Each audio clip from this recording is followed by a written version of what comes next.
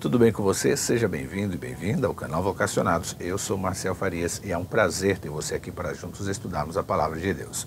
Eu quero agradecer a você que tem orado por mim, pelo canal Vocacionados, por minha esposa e filhos e também pelos pedidos que são feitos aqui na descrição de cada vídeo. Se você quer que eu ore por você, deixe na descrição do vídeo. Não só eu, mas muitos internautas estarão orando pelo seu pedido. E se você desejar, se inscreve em nosso canal, habilita as notificações, é o sininho que está aqui embaixo. Deixe o seu curtir, comente e compartilhe em suas redes sociais. Aproveita para deixar aqui no comentário de onde você está assistindo o canal Vocacionados. Isso é muito importante até para a gente saber de onde você está nos acompanhando. Se você está chegando aqui pela primeira vez em nosso canal, seja muito bem-vindo e bem-vinda também. Aproveita também para se inscrever em nosso canal e segue os passos que eu já falei. Curtir, comentar, compartilhar em suas redes sociais. Quero aqui aproveitar mandar um abraço especial para a Maria Santos, a Yara Santana, Roberto Dáfara, Marisa Borges, Patrícia Américo e Edilson Silva, que pede oração para que ele tenha mais fé e disposição para estudar a palavra de Deus todos os dias. Vai dar certo, eu vou estar orando por você, mas você também tem que fazer a sua parte. Ore, peça a Deus, escolha um lugar tranquilo para meditar em sua palavra e estude diariamente a palavra de Deus. Agora eu vou rodar a vinheta. Na sequência, vamos juntos estudar a Palavra de Deus.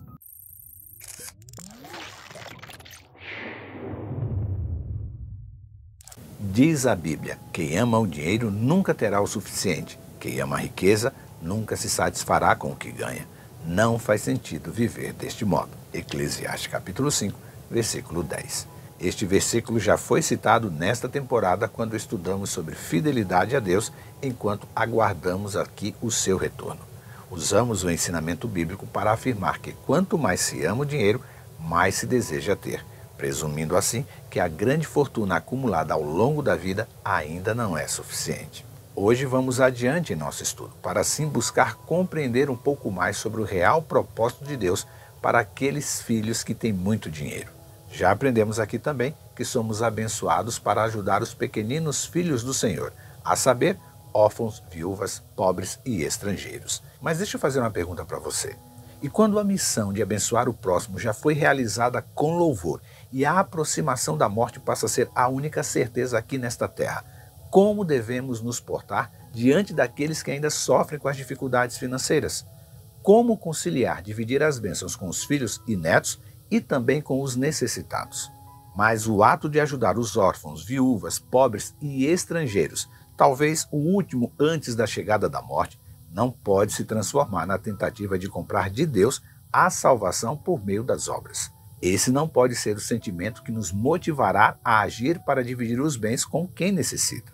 Agir assim tem um nome bem específico: hipocrisia. E se tem um grupo que Jesus combateu mais incisivamente, foram os hipócritas. Em algumas passagens da Bíblia, é possível encontrar o mestre de Nazaré combatendo de forma dura esta prática abominável aos olhos de Deus.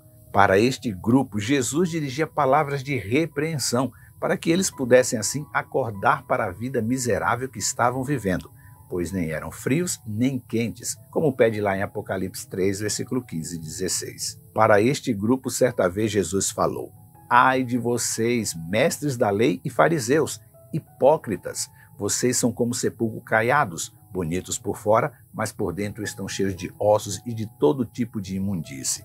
Assim são vocês, por fora parecem justos ao povo, mas por dentro estão cheios de hipocrisia e maldade. Mateus 23, versículos 27 e 28. Em outro momento, ele ainda foi mais firme e duro quando afirmou que uma das profecias de Isaías se aplicava aos líderes que estavam censurando ele porque os seus discípulos não haviam lavado as mãos antes de comer.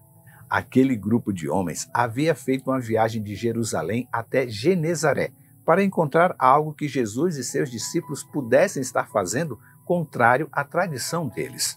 Para você ter uma ideia, hoje, para percorrer a distância entre Genezaré e Jerusalém de ônibus, leva aproximadamente 3 horas para vencer os 187 quilômetros que separam as duas cidades. E aqueles homens hipócritas fizeram esta viagem em uma época onde o mais confortável para se viajar eram em carroças e não levava só 3 horas. E tudo para chamar a atenção dos discípulos porque eles não lavaram as mãos.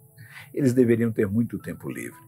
O que eles não haviam compreendido é que Jesus era de fato o Filho de Deus e que nada poderia ser escondido dele. E quando eles ouviram o mestre falar que eles não estavam cumprindo o mandamento de honrar aos pais, eles emudeceram. Enquanto ficavam ali surpresos com o conhecimento de Jesus a respeito do que eles praticavam e ensinavam, contrário à vontade de Deus, eles tiveram que ouvir calados Jesus ainda afirmar: hipócritas, bem profetizou Isaías acerca de vocês, dizendo assim: este povo me honra com os lábios, mas o seu coração está longe de mim.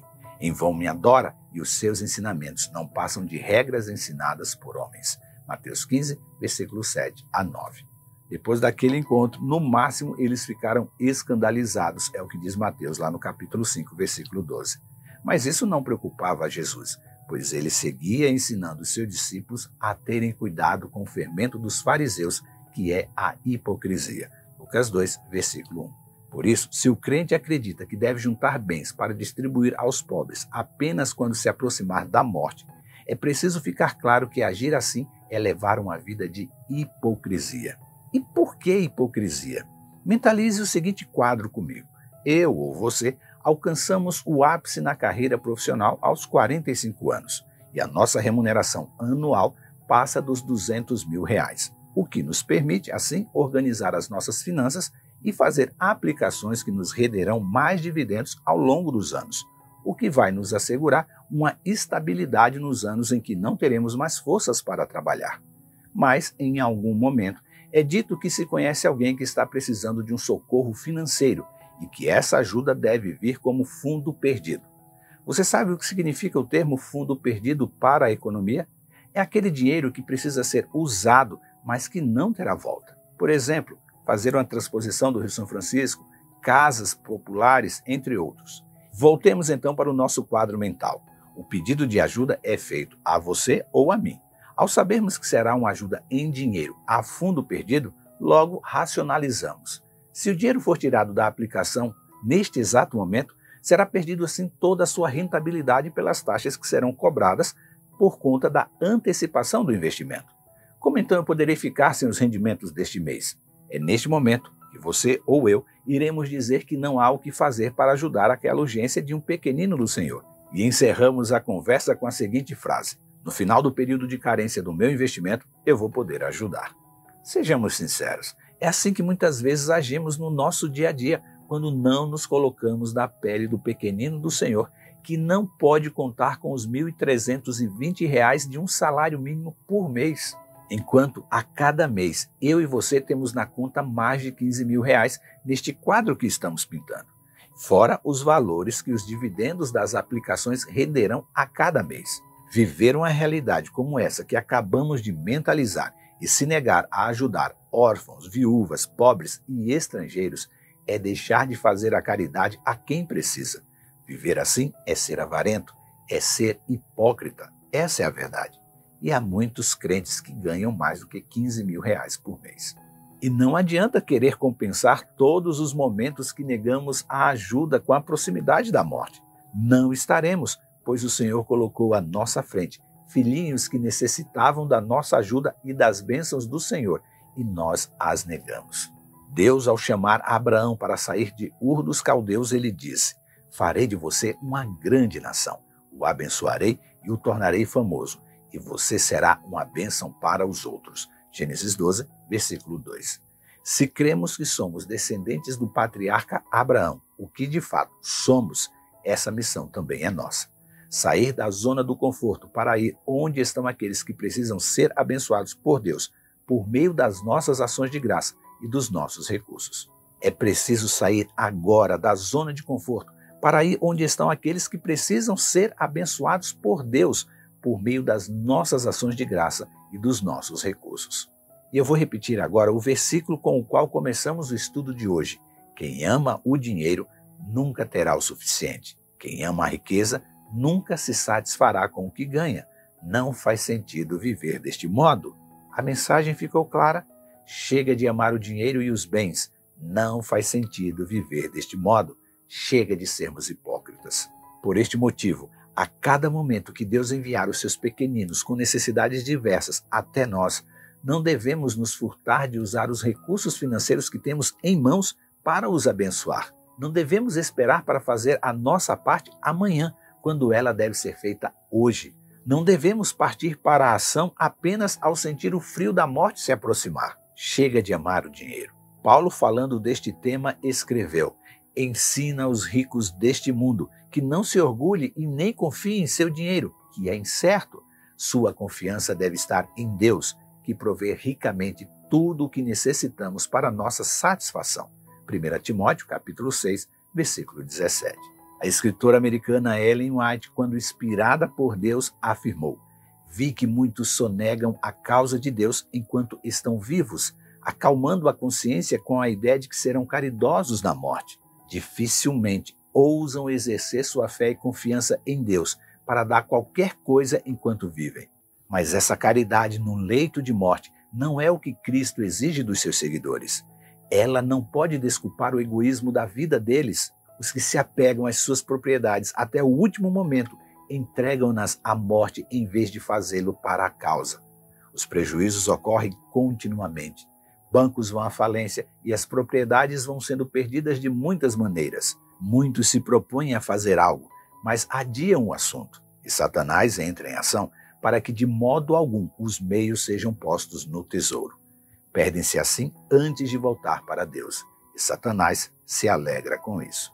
Isso está em Testemunhos para a Igreja, volume 5, página 130.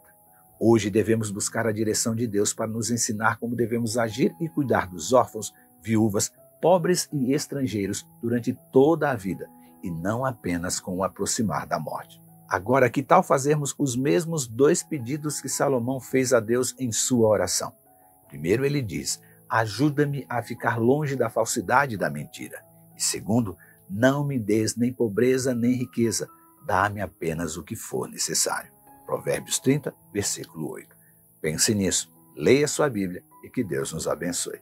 Este conteúdo está no aplicativo Esperança Real e na web rádio Ecoar. Se inscreva em nosso canal, habilite as notificações, deixe o seu curtir, comente e compartilhe em suas redes sociais. E lembre-se, você é participante da vocação celestial para ir ao mundo pregando o evangelho da salvação a toda criatura.